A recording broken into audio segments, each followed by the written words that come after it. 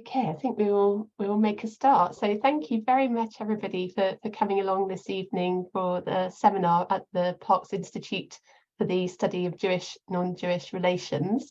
I should flag up before we begin that this is being recorded. So if you prefer not to be recorded, please just leave your camera off for the talk and the discussion. But it's really great to see so many of you here this evening. I'm really delighted to welcome Lieve Teugels, who is Associate Professor in Jewish Studies and Semitics at the Protestant Theological University of Amsterdam. So Lieve specialises in rabbinic midrash, which is the commentaries and interpretations of the ancient rabbis on the Hebrew Bible. And Lieve has done some really excellent work on aspects of midrash, including late midrash, such as Agadat Bereshit, but is also involved in a research project on parables, which looks at the sort of textual study of parables in Talmudic midrashim. I believe this resulted in the publication of a volume of these parables, which was first published in 2019 by Mohr Siebeck. So look out for that. And we're very lucky tonight because Lieve is going to share some of her work on parables with us. And she's speaking on early Jewish parables from the New Testament and Rabbinic Literature. So thank you very much, Lieve. Thank you. I'm trying to sort of, okay, this is better to see my screen and still see you. So the screen is visible for everybody now? Yes, is it? Yes, and if I move it, it moves, right? Okay, thank you. So yeah, thank you. Thank you for having me tonight. So I will try to share a bit of my work on rabbinic parables and early Christian parables specifically in the New Testament. And after some introduction, I will speak about money and Torah in early rabbinic parables. Well, it's probably not yet clear what this is about, but this will become clear in my talk. So I understood that we have some time for questions at the end. I mean, since this is a large group, it's probably not so convenient if you interrupt now, because I will probably not even see when you ask questions. So please save all your questions for the end. So in the New Testament, one can find about 40 parables, all attributed to Jesus. He uses these parables in his private teachings to his disciples, and also in his public teachings when addressing larger crowds or specific audience, such as his famous opponents, or at least according to the Gospel authors, his opponents, the Pharisees. Now, some of the well-known parables are the Good Samaritan, the workers in the vineyard, and the prodigal son, which you may know. Less known is that in Jewish literature that is more or less contemporary to the New Testament, also many parables can be found. In fact, many, many more. This is the case in the rabbinic biblical commentaries called midrashim, and in other rabbinic works such as the Mishnah and the Talmud, dating to the first 6th century of the Common Era. The Christian use of the parable genre stops more or less after the New Testament, maybe because Jesus was considered the parabolist par excellence, to whom the telling of parables should be restricted. In Jewish rabbinic literature, however, this genre keeps on flourishing all through late antiquity and the Middle Ages. Late midrash is full of them, as Helen might know, and it continues in Hasidic literature up to the present day. Now, the parables in the New Testament and the more or less contemporary rabbinic parables are, of course, quite similar, not just in their motives and themes, but also in their composition. The shared motives can be expected because both sets of parables issue from the same part of the world, the same political setting, the Greco-Roman world, and were designed for the same or similar audiences, Jews living under Roman dominion, more or less well-versed in the Hebrew Bible, and living a Jewish life. Also similar and characteristic of parables as such is that the story part of the parable deals with ordinary, well-known situations, often from the daily life or from the well-known imaginary world, such as stories about kings and castles. The main actors are often a father and a son, or a king and his household, or slaves, or his wife, the queen. Sometimes named officers known from Roman administration, such as a centurion or an overseer. And they even use a Greek word for that, epitropos, a Greek word in Hebrew, a general, and so on.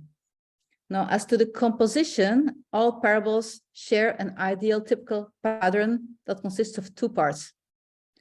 And that is the parable itself and the application. The parable itself is a fictive story, and the application relates to the situation which the parable comes to illustrate. This can be a conflict. In case of Jesus's parables, this is very often the case, or the kingdom of heaven. And in rabbinic parables, the application is almost always to a biblical verse, a biblical text. The two examples will make this clear. This is an example from the New Testament. Very short parable. The kingdom of heaven is like a net that was thrown into the sea and gathered fish of every kind. When it was full, men drew it ashore and sat down and sorted the good into containers and threw away the bad. So it will be at the end of ages. The angels will come out and separate the evil from the righteous and throw them into the fiery furnace. In that place, there will be weeping and gnashing of teeth. This is from the Gospel of Matthew. So you see, I've underlined it also. The beginning of the parable is very clearly indicated with a formula. The kingdom of heaven is like. So this introduces the parable, the comparison. And then in the end, you got the application. So it will be at the end of time. This is what a parable is applied to. Now, in this example, it is clear that the parable itself relates to an early situation, the practice of fishing. The practice must have been well known to the audience, otherwise they would not understand the parable. The application, on the other hand, is something that is not so well known, the kingdom of heaven. Jesus wants to teach his audience something about this kingdom, which apparently is situated at the end of times, by means of this well-known example from the daily life of fishermen. And this is an example, a rabbinic parable, a little bit more complicated. It starts with the quotation of two biblical verses, and these I always put in italics, so you can see that these are from the Bible. And so first we have a small part of midrash, and then starts also again the parable, which is introduced by this clear formula, a parable of a king. So the midrash goes, Scripture says, I am the Lord your God, from Exodus. And opposite is it written, you shall not murder. Now this maybe needs to be explained a little bit. The idea is that the 10 commandments were sort of written on two tablets, and 5 on one and 5 on the other. So this first commandment is opposite to the 6th commandment, so they are sort of opposite. That's what they mean. And then comes like a small sentence of midrash. Scripture says that anyone who sheds blood, it is accounted to him as if he diminished the divine image. And this is derived from these two verses. Now, a parable comes to explain this. A parable of a king of flesh and blood who entered a province, and he had portraits of him set up and made statues of him, and they struck coins of him. After some time, they turned over his portraits, broke his statues, defaced his coins, and thus they diminished the image of the king. Very simple parable, actually. So all who sheds blood, it is accounted to him as if he diminished the divine image, as it is said, whoever sheds man's blood, by man his blood shall be shed, for in the image of God he made man. Now we cannot go into the details of this parable, but you'll see in terms of structure, this is the same as the one in the New Testament. You first have a parable, and then you got an application introduced with so and so on. The parable is about, well, maybe not a really well-known situation because people probably did not really see kings around much, but still they knew what a king, how he lived in a, like we know fairy tales, for example, you know, it's part of our imaginary world. There are some differences between the New Testament and rabbinic parables. As you can already see in this example, and these have mostly to do with the different literary contexts.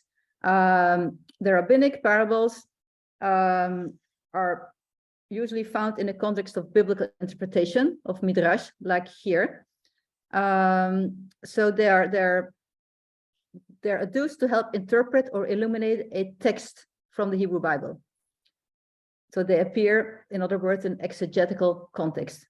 The parables told by Jesus and transmitted in the New Testament are usually not meant to illustrate a text.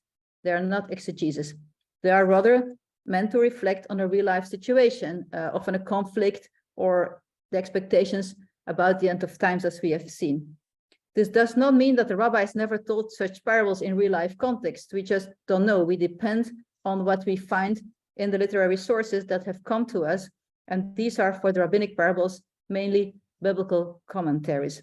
So it's mostly the main difference between the two parable sources, let's say, is the literary context. The rabbinic ones are actually always in the context of biblical commentary. The New Testament ones, not so clearly so, actually usually not. Okay. Now, I will focus on parables that are built according to a certain pattern. And it's actually a very steady pattern. I discern 5 steps, and they are as follows. A master usually needs to travel. He entrusts his property with one or more overseers. The overseers deal with the property in a certain way, good or bad usually. The master returns, settles account, and he rewards or punishes the overseers according to their behavior, how they dealt with the property. A well-known example is the tenants in the vineyard from the New Testament. Again, the Gospel of Matthew. I'm not going to read it. You can see it on the screen. But also here you see clear introduction. Here, another parable. There was a master of a house. He had a vineyard, and he put in tenants. Now, what the tenants do actually, in this case, does not so much refer to the property as well to the servants and the son of the master. But in any case, they behave very badly. And at the end, in verse 40, we read, when therefore the owner of the vineyard comes, what will he do to those tenants? They said to him, he will put those wretches to a miserable death and let out the vineyard to other tenants and so on. Matthew is always very strong in his applications. You know, people are always thrown out in the fire and so on. This is typical for his gospel. And then you get only the application. Therefore, I say to you, the kingdom of God will be taken away from you and given to a people producing the fruit of it. So also here, so you see the parable with the two parts, and you see this structure of the master of a house who puts overseers over some property. They behave in a good or a bad way, in this case in a bad way, and they will be punished. An example, maybe a little simpler example from rabbinic parable is this one. Rabbinic parables are attributed to all kinds of sages. This is important. In the New Testament, all the parables are told by Jesus, by nobody else. In rabbinic literature, a lot of rabbis tell parables. Rabbi Shimon ben Elazar says, if the 7 commandments which were given to the children of Noah, they were not be able to keep, how much more all the commandments of the Torah? A parable of a king who appointed 2 overseers. One was overseeing the supply of straw, and one was overseeing the supply of silver and gold. The one who was overseeing the supply of straw was suspected, probably of theft or something, but he would grumble that he was not appointed over the supply of silver and gold. They said to him, fool, if you are suspected about the supply of straw, how could they appoint you over the supply of silver and gold? See, these things are logical. It's a different formula, but it's also a way of introducing the application. If the 7 commandments which were given to the children of Noah, they were not able to keep, how much more all the commandments of the Torah? Of course, this is a rather polemical text, but again, you see the two-ply pattern, and also this the structure of a master who appoints, in this case, a king, appoints 2 overseers over 2 different kinds of properties, silver and gold. They behave in one way or another. One does it good, one does it bad. Okay, the bad ones are punished, the good ones are rewarded. Simple pattern. So the pattern is remarkably stable, yet the way the details are filled in differs among the individual parables, like the two that we have seen, but there is many more, and we will read a few more later. Three key protagonists can be discerned in all these parables with the above pattern: the master, the overseer, and the property. Variation in the identity of the protagonist is one way in which the individual parables become stories and not just patterns. The master is often a king, but it could also be the paterfamilias or a rich landlord. And in many cases, the master is explicitly said to be traveling abroad, but it's not necessary for the plot of the story. The overseer is often a slave, but he can also be a manager, who could actually also be a slave, or a tenant farmer, or a son. The overarching term that I will use is overseer. Often there's more than one overseer, and if two or more are present, they typically display different behaviors towards the property they need to guard or manage, in which case they are also treated differently, like rewarded or punished, or we will see sometimes rewarded a bit, punished a bit, and there can be variations. Such a dual structure is very common in the rabbinic parables, such as the one of the overseer of wheat and straw. For the message of the parable, the specific identities of the master, whether they are a king or a father or a landlord, or the identity of the overseers, if they're slaves or son or managers, is not really relevant. Often they even vary in different versions of the same parable. Especially in rabbinic literature, we often have various versions of the same parable. It could be even different manuscripts, and it could be in one manuscript, it could be the king, and the other one, it could be just a man. The property is, of course, also variable, as can be expected, and the relation between the overseer and the property also. What is important for the parable's message is not only how the overseer manages the property, but also how his behavior is valued as good or bad, and how the overseer is eventually rewarded or punished for his behavior. Now, to further limit the scope of this lecture, I will focus on parables built along this pattern that deal with the overseeing of money. And I will demonstrate that, at least to a certain extent, or in certain phase of their development, the applications of all these parables, even those of Jesus, is related to the topic of the Torah. By focusing on the variations in pattern, the protagonists and their mutual relations and the different applications, I hope to demonstrate how the real value of the parable genre is located in its capacity to broadcast specific messages by modification of the details. The best parabolist is the one who creatively uses fixed, often very old patterns and motives and brings in a new message. I will discuss two parables from the New Testament, Gospels, and one from an early rabbinic source, and all of which display, apart from the common pattern of the master and the overseer, also a very similar theme, individuals entrusted with a specific amount of money by a master, and each of them deals with that money in a different way.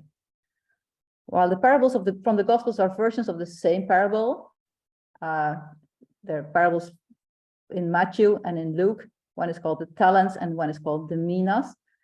I'm not sure if that's like this in all the English translations, but that's what it is in Greek.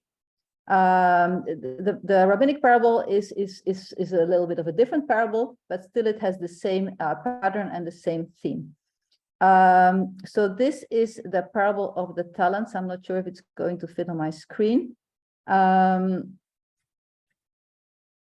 I'm not sure if this parable is well known to everybody.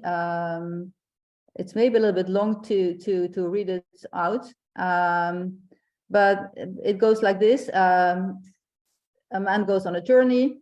He calls his slaves. To one he gives 5 talents. To the other he gives 2 talents, which are coins, and to the last one he gives 1 talent. And so then he goes away, and the one who received 5 talents traded with them and gained 5 more. The one who received 2 talents traded with them and gained 2 more. But the one who received 1 talent went away, dug a hole in the ground, and hid his master's money. So he saved it well in the ground. The master comes back, and he's very happy with the one who made 5 more talents from the 5 which he already had. So he had like 10 talents.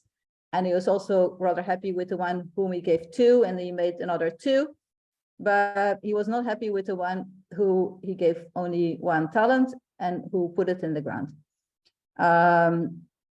So then we are in verse 24. And the one who had received the 1 talent came up and said, Master, I knew that you are a hard man, reaping where you did not sow and gathering where you scattered no seed. And I was afraid and went away and hid your talent in the ground. See, you have what is yours. And then the master says, you wicked and lazy slave, you knew that I reap where I did not sow and gather where I scattered no seed. You should have put my money in the bank, and on my arrival, I would have received my money back with interest. So he had expected that he did the same as his 2. Actually, he says if you put it on the bank, he did not even say you should have traded with it, you should have put it in the bank. Therefore, take the talent from him and give it to the one who has the 10 talents. And then comes this famous saying, to everyone who has, more shall be given, and he will have in abundance. But from the one who does not have, even what he does have shall be taken away. And then actually, this is a little strange in the composition. Then somehow the parable continues. So throw away the worthless slave. So you've got a sort of a mix up a little bit here of the parable, the application, and the parable continues, which is probably due to the reduction of the text.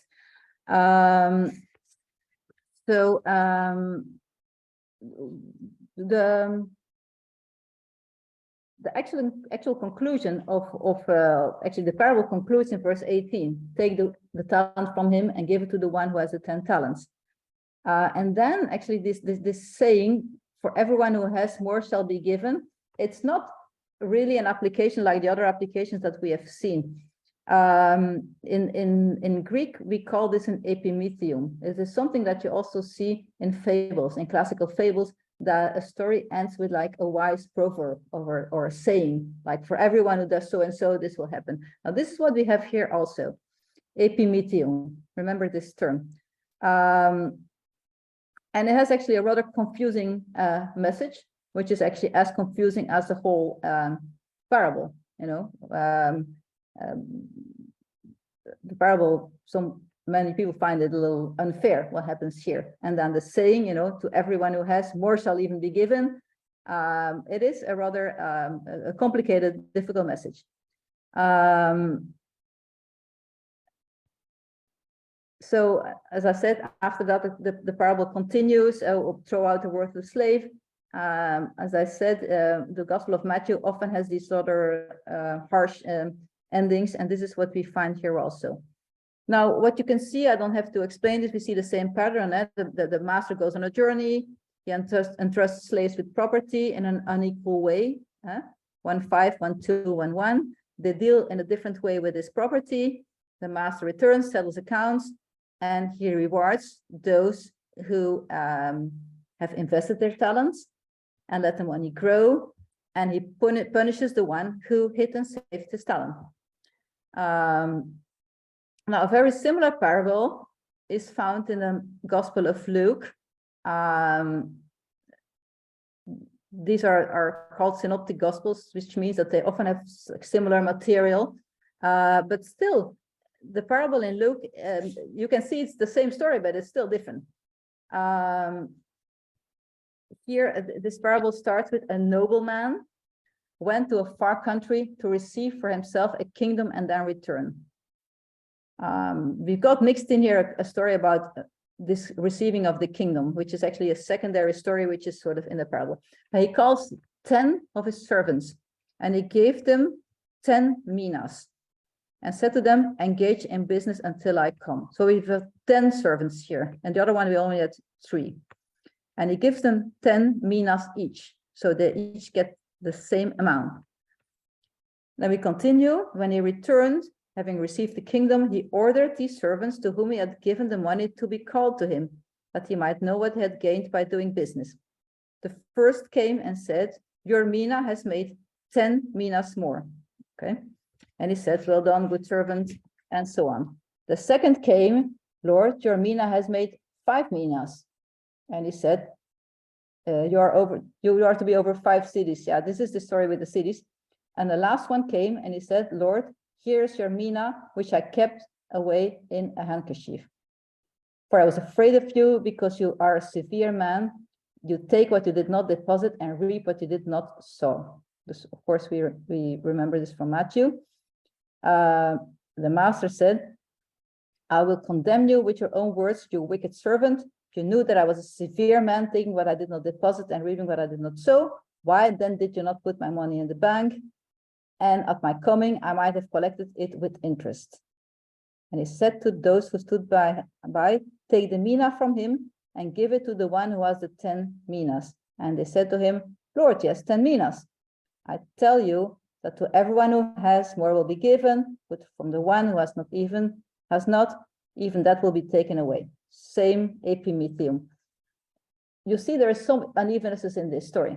It starts with 10 servants, but then in the story and in the phase of the accounting, there's only 3 that show up, like in the parable of Matthew. So there are some redactional things going on here. We cannot really deal with that here. But overall, Luke's parable of the minas follows the same pattern as the parable of the talents in Matthew. Apart from these differences. In this version also, the master self-identifies as a severe man. In both parables, the master says, I'm a severe man. And he again reproaches the slave who simply hid the coin, that he should have put it in the bank. And at my coming, I may have collected it with interest. So in both parables, the master actually said you should have put it in the bank. Whereas the others actually that did business with it, he says to them, you should have put it in the bank. And this is an important thing also to remember. And of course, in the end, we have the same epimetium as in Matthew, to those who have more shall be given, and so on. In both versions of the parable, profit is obviously valued most highly. It is also clear that such high profits cannot be made by depositing money in a bank. While both slaves who made a profit are praised in the same way, the one who made the greatest profit receives an extra reward, as the talent or the mina of the third slave is given to him.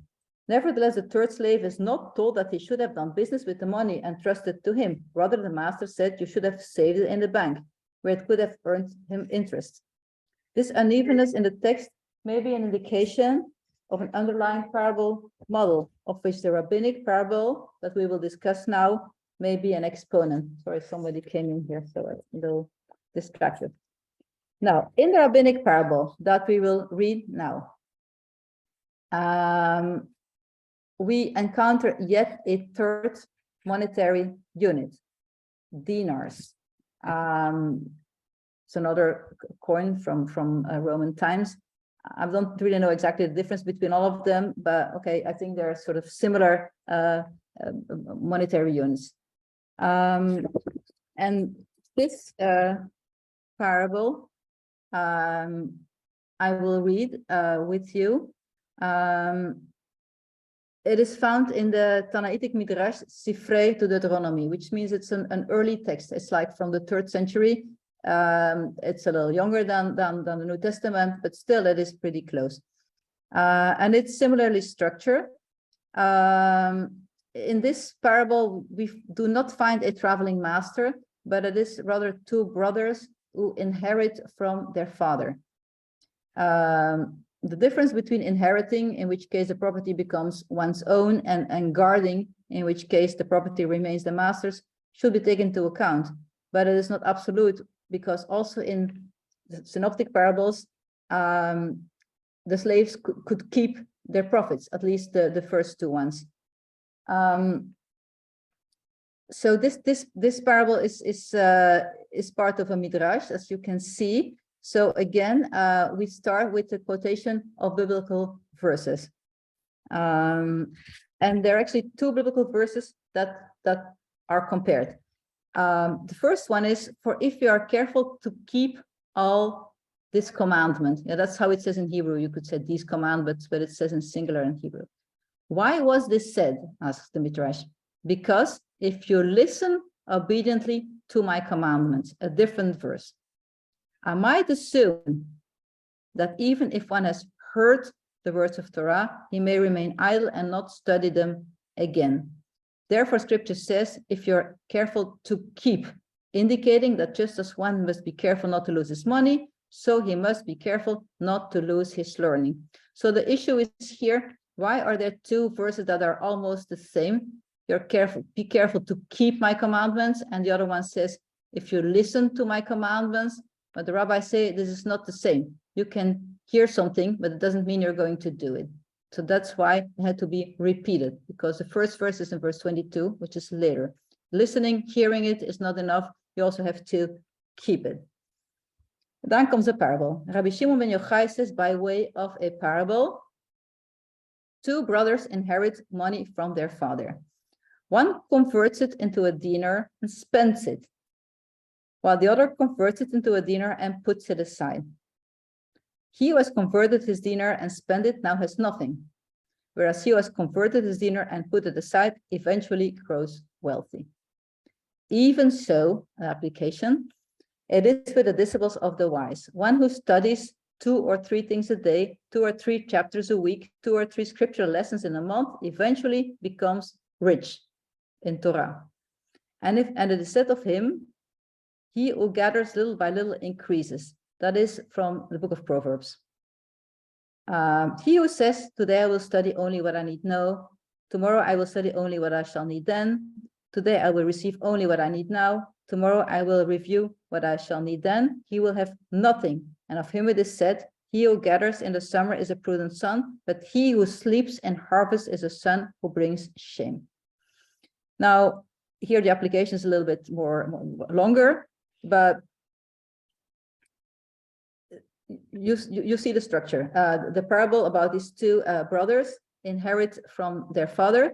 Well, actually, they first convert the money, but one spends the money and the other saves it. That's actually the only difference. One spends and the other saves it. It's a dual. There's only 2 options here. And this is then compared. This is applied to the studying of Torah. If you study a little bit every day, it's like you save it. But if you say, yeah, I only study today for today and then I'll forget it, he will eventually not have anything. The application is clearly to the studying of Torah. But again, we have the same pattern, even with some variation. A father dies. It's not this time, it's not a landlord who goes on a journey, but it's a father who dies. The brothers receive money in an equal way, one a dinar, but they deal in a different way with the property that they have received. One spends it, one saves it. And the one who has saved is rewarded with wealth, and the one who spends it has nothing. So it's in a way punished, or punishes himself. The father obviously cannot return to settle the accounts. But the parable plainly states that the one who kept it in the bank rather than spending it is the one who is eventually better off. Now, central to this parable is a play on the various meanings of a Hebrew verb, which is shamar, which actually can mean both to save and to keep. Keeping is a word that is very often used for keeping the Torah. Let's say doing the commandments, keeping the Torah. So the midrash deals with not losing his learning, and the parable is about putting aside a dinar, and the application is actually about accumulating Torah, all actually monetary images. And the parable makes explicit that putting aside the money actually means letting it grow. That is not the same as the one in the New Testament parable who hid it in the ground. That would also be a way of putting it aside, but here putting aside means in the bank and letting it grow in a way. So from this we can infer that what is meant here, as in the advice to the third slave in the New Testament parables, is that depositing money with a bank or investing it is a good thing to do.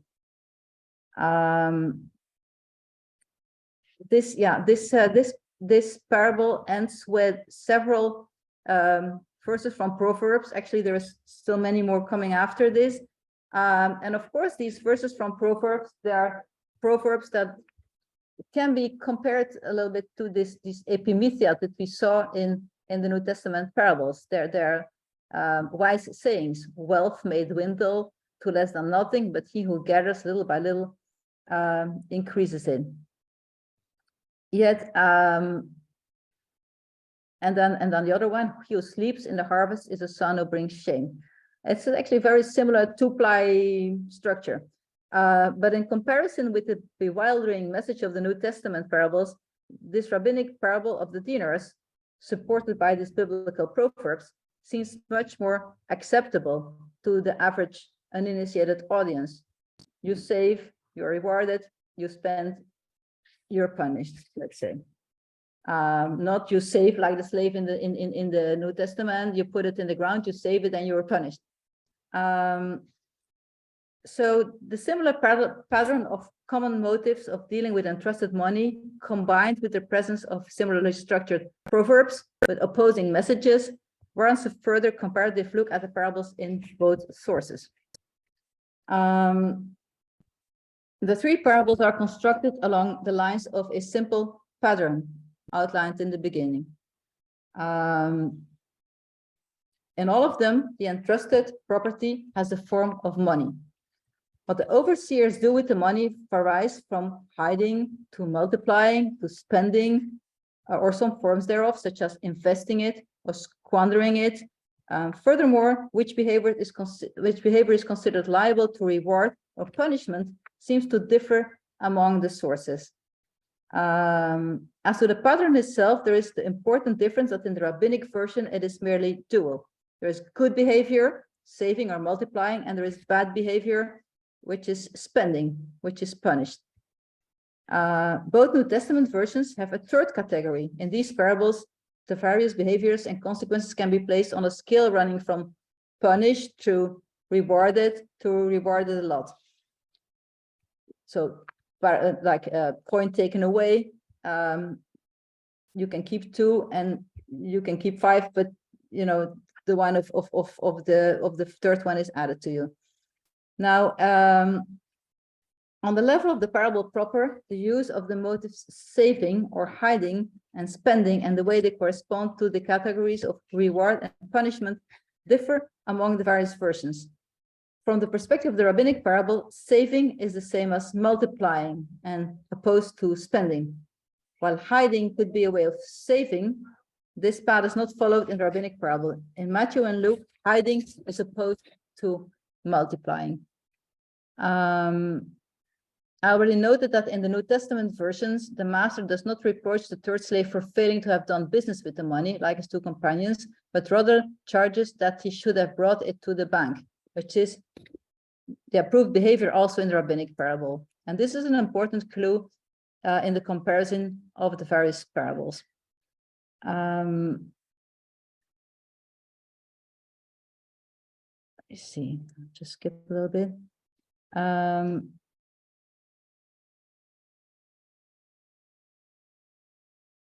Now as to the applications of all the parables. So the New Testament verses conclude with a wise saying, whose function is similar to that of the application. According to the saying, the one who has little will even get less, and the one who has more shall receive more. And this ties in well with the parable story in Matthew and Luke, where the slave who receives the smallest amount multiplies it, does not multiply it, but eventually loses it, while the one who started out with most gains most. This rabbinic parable similarly ends with a saying from Proverbs 13:11, and this proverb is actually the opposite of that in the New Testament, implying that the one who has a lot can lose it fast, but the one who has little can slowly increase it. Now, despite the concluding saying in the Gospels, this message is in line with the master's rebuke of the third slave in the parable, where it charges that he should have brought the money to the bank, where it should grow slowly. Now, could this mean that in the end, or perhaps even originally, the message of the New Testament and rabbinic parables is not so different after all. Now, considering the great similarities in the scheme among which these parables are built, as well as the topic of money, which we find in all the parables, how can the different applications between the New Testament and rabbinic parables be explained? I believe that it is safe to say that the rabbinic parable of the dinars is rather predictable from a rabbinic Jewish perspective, because its application is Torah. One who saves, studies, invests in Torah does well, whereas one who neglects Torah may forget it the moment he stops learning. Rabbinic parables are rife with applications to the Torah, which is a standard trope. Actually, everything is compared to the Torah: gold, silver, water, fire, everything, and money, like here. Now, the combination of a special Torah focus and the use of financial metaphors for Torah is deserving of more attention. First, concern for the Torah, both the study of the Torah and observance of the Torah commandments, can already be found in works from the Second Temple period, such as in Ben Sira, Jubilees, Proverbs, and also several books of the New Testament. Yet in those books, it is rather wisdom, also called Sophia, or Chokhmah, that represents or even personifies keeping of the biblical commandments. And also the same holds for the Logos in Hellenistic Jewish literature, such as in Philo. Now, silver and gold, familiar metaphors for wisdom in pre-rabbinic literature, were applied to the Torah by the rabbinic sages. Only the self-evident way in which metaphors for riches and money are used to denote wisdom and Torah can explain the use of verbs such as acquiring Torah, stealing Torah, wasting Torah, spending, multiplying, like what we have in these parables. Images for Torah that come from the financial sphere. It is therefore safe to assume that in the time of Jesus and for Jesus himself, saving the Torah in the sense of studying and keeping its commandments was a standard Jewish ideal, and the use of metaphors of silver or money for wisdom and Torah was familiar. In the New Testament parables, the master's expectation with respect to the behavior of the overseers shift midway. He does not reproach them, the third slave, that they should have multiplied, but he tells them that they should have put it in the bank, where it could have grown slowly and steadily. The financial metaphor is exactly the same as the one used in the parable of the dinars, so it is explicitly applied to the Torah. Now, could it be that the parable in Matthew and in Luke is also about Torah, but not in the same way as the rabbinic parable? Let me just look at the time. Of course, usually these parables have been explained as dealing with the kingdom of heaven. And I think that in the present context, they are indeed about the kingdom of heaven. But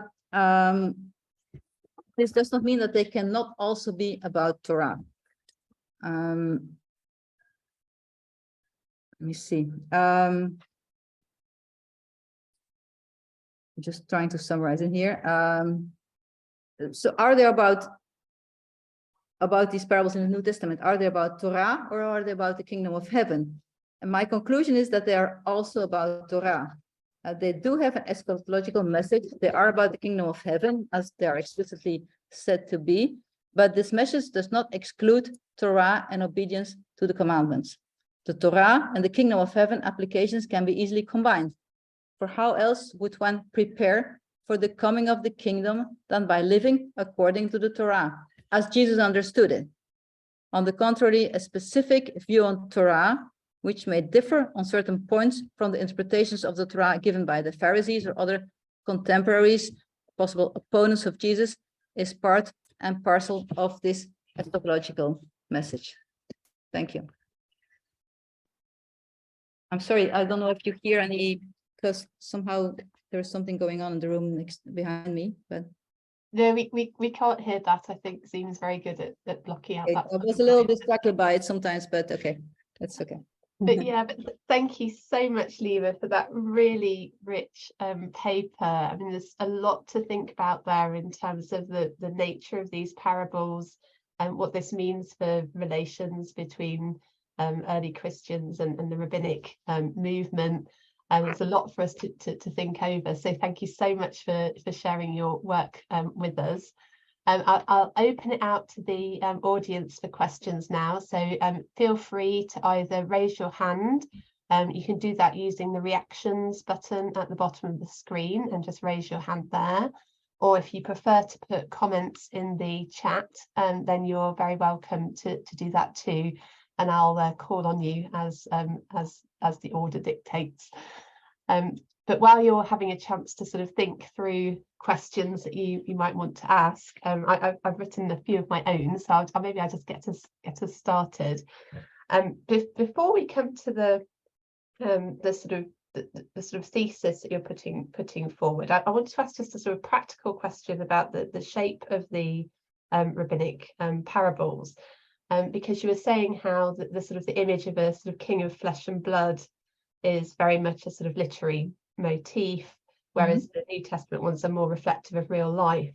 And I'm sure I remember reading somewhere, and I forget the scholar now, and it might be quite old scholarship as well, but there was some discussion at some point about whether the king of flesh and blood might actually represent the emperors or somebody. Yeah. So I wonder what your thoughts are on that. It's not actually that that the New Testament parables are more about real life, and the rabbinic parables are about the king of flesh and blood. That's not exactly what I said. It's more about the application. The New Testament parables deal more with biblical verses. Sorry, the rabbinic parables deal with biblical verses. The New Testament parables are applied to more realized situation. But of course, king parables, like the king of flesh and blood, we also find in the New Testament. There is several parables about the king giving a banquet and so on. So this was actually a common image, which is used both in the New Testament and in rabbinic literature, which shows that they're actually from the same world. And of course, they probably refer to the emperor. That is the closest to a king that existed in those times. So on what they knew about the emperor and his court and his palace and the people working for him and so on. But it still remains like an image. Most people were not very familiar with the emperor. I think the one Ziegler has written a book on king parables. There's also some people who say that by using the king parable, it was also a little bit of a subversive sometimes sort of story. Or a hidden transcript, that's also sometimes called. So there's of course also all kinds of theories about why these king parables. It is not so that not all the rabbinic parables are king parables. Well, we've seen some other ones here, like the father with the sons and so on. But it is a genre that exists a lot. But also in the New Testament, all these like meal parables are usually king parables. Yeah. Yeah, thank you very much. I just think it's very interesting what sorts of imagery they've chosen to make these parables. Tony, I believe you have a question.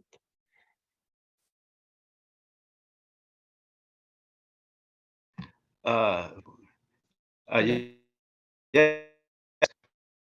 I'm wondering when were the rabbinic written? Were they influenced by Jesus' parables? There is a little. Maybe. Yeah, it's hard to hear you, but I think I understood your question. You asked me when they were written, and if this is contemporary to Jesus' parable. Is that what you asked? There's a problem with your line, I think. Yeah, Well, I mean, I think I understood your question. The rabbinic parables, well, there is a problem with rabbinic chronology, and that is that the oldest material that we really have is from, let's say, the 3rd century, which is younger than the New Testament. The New Testament is from the 1st century, end of the 1st century. So there is a little gap between the oldest rabbinic material and the New Testament. But still, scholars assume that those parables and the other earlier rabbinic texts, that they're actually older than the 3rd century in which they were first written down. And this we know, for example, because of the names that are mentioned in them. Like all the rabbis that are mentioned, they're often rabbis that we know that already lived in the 1st century, in the time of Jesus. So it is assumed that actually the content is often older than the time that they were first put down in writing. So you can say these rabbinic parables, what we have, are a little bit younger than the parables of Jesus, but I'm not sure if, especially in this case of the parables, if this matters so much, let's say, because it's like the fictive genre. Of course, the applications are very, very different. The rabbinic parables are usually used in biblical commentary, while Jesus' parables are not. Does that answer your question? So they are rather independent. They don't influence each other. Well, I don't.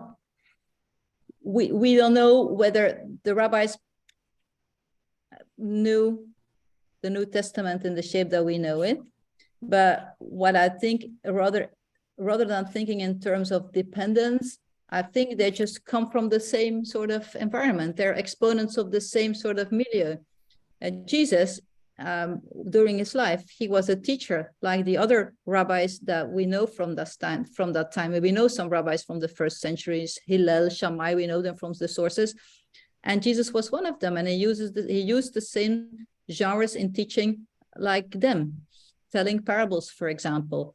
So I would not really think that, okay, the rabbis learned from Jesus or were influenced by him or the other way around. It's more that they're actually using the same genre for teaching. So they're sort of, exponents of the same milieu, the same kind of teaching. I think, they're sometimes I think I once wrote a paper like parables of Jesus and the other rabbis or something, just to show that, later we made a big difference, but in that time, he considered himself as one of the teachers. Yeah. Okay, thank you. I see. Thank you very much, Tony. I think you hit on the key methodological question that those of us that work in rabbinics have to deal with a lot. So thank you for that. And Ehud, I see you have your hand up. First, thank you for your paper. Thank you so much. My question is very simple. All the cases that you talk are cases of hierarchical relationships. So is king, is the landowner, father, son, etc. Yeah. What about another one, another very famous one in antiquity, husband, wife? Yes, there's also parables like that. I mean, I had to select a theme for this paper. So I said, let's do parables about money because they occur both in the New Testament and in the rabbinic literature. And these three are rather similar. Husband and wife, I'm actually not, that's the thing is, in the New Testament, I'm not really aware of such a parable. That's why this would be hard as a theme for comparison. But in the New Testament, there is parables about the king and his wife, usually. It's usually the king and the queen. Yeah, they do exist. Yeah, definitely. Not very many, but it's one of the themes also. The queen is also, and of course, that is, I've not really gone into the details about the king parables. This is maybe a moment to explain that also. Why a king parable? Why is the king such a familiar figure in the parables? Because the comparison of God with a king is easily made. Very often you have a story in the Bible, let's say Moses speaking to God, and then you have a parable about that the king speaks to his friend, for example. So the idea that God is compared to a king is something that happens very often in rabbinic parables. And then the wife often represents Israel, for example. The wife of the king, the queen, would then be Israel. And the relationship between the king and the queen would be applied to the relationship between God and Israel. Yeah.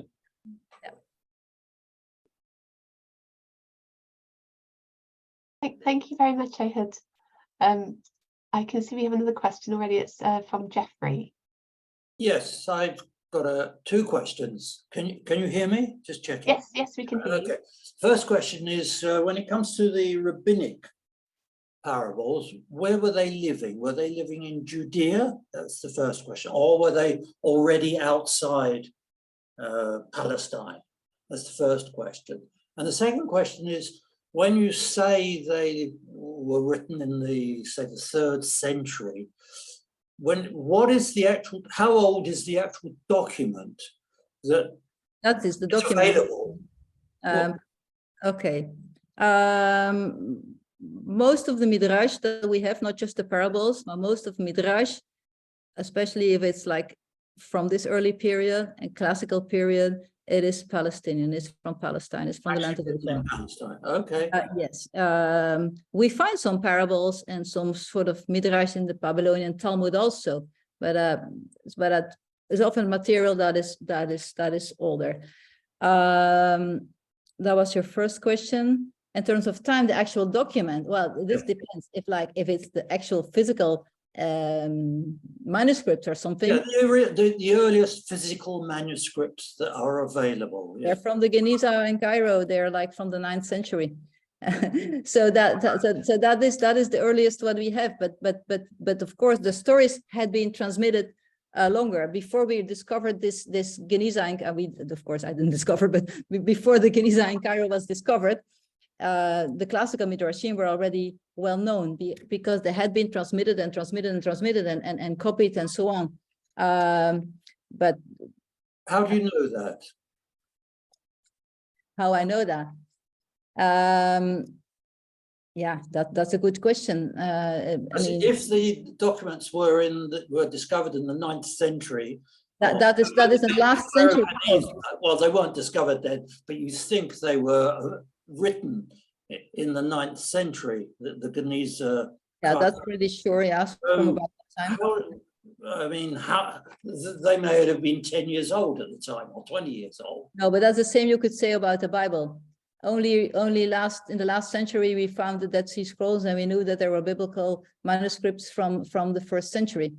But before that, we didn't have anything so old. It was also from the 10th century or something that we had these. So this is something that I think you have to trust the tradition, that people say that we have transmitted things continuously, but yeah, a lot of things have gone lost. But it's exactly the same thing with the Bible, I think. Right. I mean, a lot of old books like Greek literature and so on. It is of course amazing if you find something that is really old, or there are some papyri or something from the 1st centuries from biblical manuscripts, but I mean from the New Testament actually. But for a long time there was not much, and you know, we had to deal with what had been transmitted for centuries. But I think this is actually, I think nobody would think that. Well, it's also different. If something is found in the Geniza from the 9th century, that is actually a proof that another document that we already had, which has the same text, let's say, already existed then. So it's more that it actually completes our information. Why is that proof that another document existed? Just because you have this document, why is it proof that something happened 500 years ago or 300 years ago? Why is that proof of that?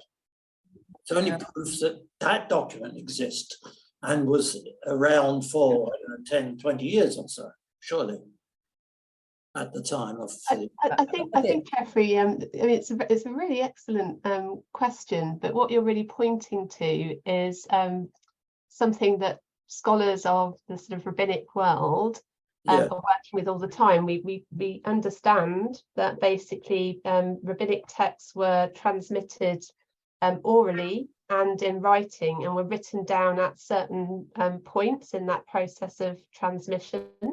And our manuscript evidence doesn't necessarily always match with the dates, which are clearly sort of the times when those documents were put together, because of the sort of things that they describe. So it would be like, let me try and think of an analogy.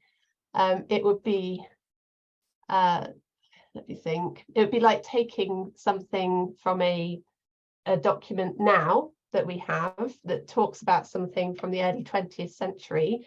And we know that there is evidence of those things happening in the 20th century, but we've just got that document a lot later.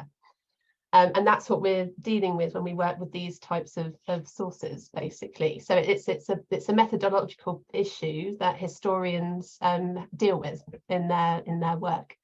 But I hope that helps clarify that a little bit, Jeffrey. Thank you for that. Sorry, yes, Lieve. Yeah, no, I just wanted to add. Sometimes there's also indications in the document of dating of places, of things that happen, historical things that happen. That can be compared with things that are described in other documents, names, sometimes geographical things. So there is ways of dating these things. I just saw a note actually by Professor Ben Tzvi, who's of course also an expert in this, and he wrote something to all of us. So maybe there's something that also can. There is also the matter of historical linguistics. Yeah, of course. Language. Yeah, maybe you can explain this actually. Okay. Yeah. Yeah, so I think I'd quite like us to get back to because this is a very important methodological question. I'd like us to get back to Lieve's paper, and maybe I could just actually ask another question at this point. I'm really interested in the idea that you think that actually when they're talking about the kingdom of heaven, that they could also be incorporating sort of concepts of Torah with that. And I just wondered, is there any sort of wider literary context that would give additional support to that argument? Is Torah and the kingdom of heaven connected elsewhere in sort of texts? I think it depends on what you consider Torah very often. Yeah. And also this is to do with the way the New Testament has been received. You know, like you've got the bad guys and those are the Pharisees and the Sadducees, and they deal with Torah, which is the law. And, you know, this whole thing. But of course, Torah is a much wider concept than following rules, and you see in Jesus's what he teaches and so on, that a lot of this is about what is considered Torah, because Torah is a very wide concept. So I would think for somebody who lives in that in such an environment. If he speaks about the kingdom of heaven, whatever it is, it's like, this has to do with like imminent messianic expectations that we're living in these times. The way to get there is by, you know, living a good life. And this is sort of living according to what one thinks is Torah. And of course, some people say, I mean, it's obvious from the New Testament that there were differences in ideas, and that, you know, what Jesus discussing about his students who were eating wheat on the Shabbat and so on. And he was not so strict in these, but from other teachers, we also know that they were not so strict. So this is an ongoing thing. So that's why I think, okay, how would one prepare for this kingdom of heaven as a Jew in that time? It would be, you know, by living according to the rules, more or less. Yeah, no, that also ethically, yeah.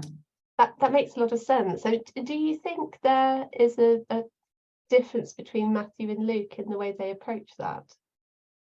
I mean, the parables seem very, very, very similar, yeah. but there's always these little nuances, aren't there? I just wondered if do you see any sort of distinctions between them in their approach to that? I'm not a New Testament scholar, I must admit.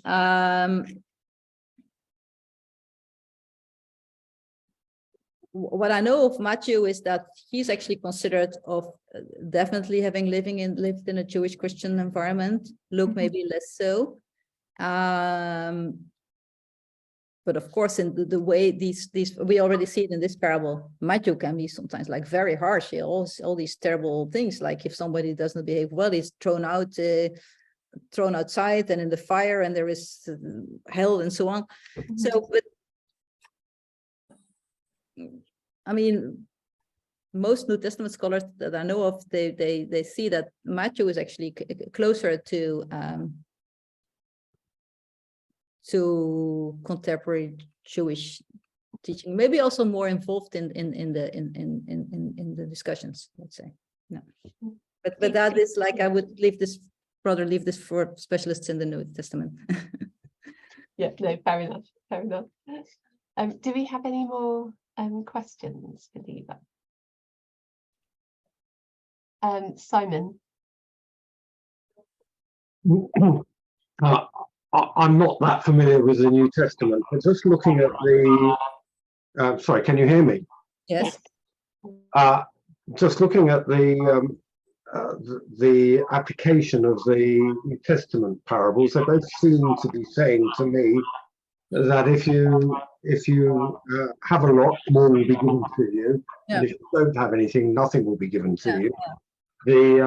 The rabbinic one seems to be just saying you need to keep studying. Yeah, yeah. So it is. Yeah. Seems to me to be, the New Testament one seems to be on my simple reading of them about wealth and acquisition of things, whereas the rabbinic one is about learning, which is of course the central theme of the rabbis being teachers. Am I missing what the New Testament parables are really saying? Yes, I think the New Testament parables are not just also about acquiring wealth. That is the image. That is the metaphor. That's the parable. But they're applied to something else, which is this kingdom of heaven. They even start like this, like the kingdom of heaven is like. Let me just look at the parable here. So they're not about acquiring money. That is the image. That's not the application. Let me just look at the end of for example, the parable in Luke. Yeah, if it says to everyone who has, more will be given, but to one who has not, even that will be taken away. This is meant in a metaphorical sense. This is not really, I mean, yeah, I think we know that much, that Jesus was not just. Well, that's what I thought. Yes. Speaking about this, even there is exegetes that really explain these parables a lot in economical or social economical, like Imogen Levine does this sometimes. You know, she tries to explain them a lot as about like maybe even like socialist or something parables, but still they're usually introduced like the kingdom of heaven is so and so, is about this, and the kingdom of heaven is not about, you know, how do you deal best with your money. There it's really about something else. The money stands for a certain kind of behavior, let's say. So the way the application is expressed is in itself metaphorical. Yeah, I mean, you mean this proverb, like, yeah, you would actually think so, that this is maybe itself metaphorical. Yeah, yeah. These don't have a very clear application. Actually, in the New Testament, parables usually have less explicit applications than in midrash. In rabbinic parables, they always have an application. If it's missing it's actually probably something is lost or something, because usually it says this, so also it is with Moses and so and so. While in the New Testament, sometimes in other parables, it has also these very like enigmatic things, like whoever has ears, let them hear, something like that. So it is up to the person, you know, the audience, to come up with their interpretation. Yeah. Thank you. Thank you very much, Simon. Bernard, you have your hand up. Yeah, I was just wondering whether the difference and the seeming contradiction in punishment has to do with the growth is really spreading the new words, spreading. They're rewarded for multiplication, for spreading the teachings, the new teachings. Okay, also there you and what they're being punished for in the New Testament parables is for simply conserving. Okay. Yeah. So the new teachings are, that's maybe an answer to also the previous question. Indeed, like, this is not about money. This is about not hiding the new teaching, not hiding what you have learned, but spreading it, and in this way contributing to this new kingdom, let's say, to this new world. Yeah. Thank you for this, because yeah, I think that's the answer I should have given to the previous question. Thank you. Yeah. Thank you, Bernard. I've got a question here in the chat. Yes. That the rabbis knew Shall I read it out? He polemicized against him. Yep, so could it be that the rabbis knew the parables of Jesus and polemicized against it? But it is definitely so that in some cases in midrash, it is polemic against Christian ideas. In this case, I'm not so sure. I would rather think that a parable like that, we have the rabbinic parable about the two brothers that inherit, is sort of a very simple parable that suits all the expectations, you know. Saving money is saving Torah, and wasting money is not studying, and so on. Whereas I think Jesus rather sort of uses this same pattern and does something else with it. That is what I would rather see in this case. Even though Jesus's parables, as we have them, are younger, I think he sort of twists the genre. But in other cases, of course, like in midrash, we often have reactions against what we know of Christian ideas. That is definitely the case. Like, you know, if God would have a son, he would certainly definitely not have killed him. I mean, these kinds of things that, you know, these are reactions against Christians. But in this case with the parables, I don't think so. Jesus only has like a few. I mean, actually, one would think like there's a lot of parables in the New Testament, but compared to rabbinic literature, there's actually rather few. In some midrashim, there's like one on every page. Yeah.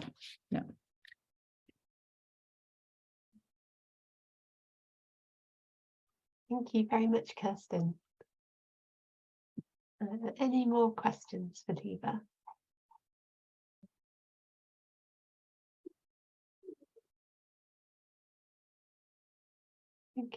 I think if we have no more questions, I think that leaves it to me to draw the seminar to a close. But thank you so much, Lieve, for again such a brilliant paper, and thank you for answering some really quite tricky questions along the way there as well. Really appreciate you being with us this evening and sharing your work, and we all look forward to hearing more about your next volume of the parables that will hopefully appear. So thank you very much for that, and I can see lots of thank yous in the chat now. But I see already some familiar people actually coming by in the chat, so I had some quite learned audience I see now. But thank you all for listening to me and for having me, and it was a pleasure to be here, and you know, hopefully sometime I can come to Southampton. That would be wonderful. Yeah, thank you so much for joining us, and thank you everybody. I should just make one quick announcement. Our next seminar will be on the 10th of January, which is a PhD roundtable event that we hold every year, and this year it will be Anushka, Alexander Rose and Asha Chi who will be sharing some of their work with us. So please all do come along to that event next in the new year. So thank you very much. Thank you very much, everybody.